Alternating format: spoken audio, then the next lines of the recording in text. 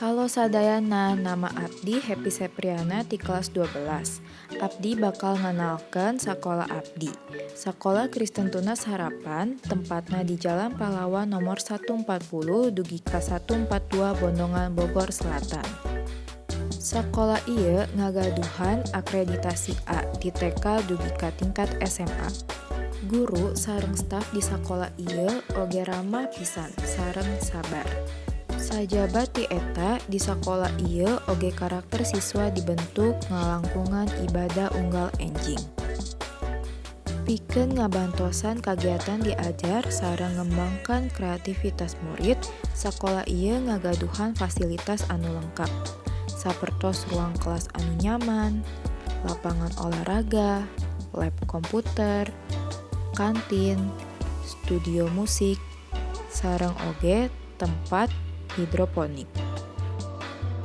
Bagus pisannya, hayo ngadaftar diri di Sekolah Kristen Tunas Harapan Bogor.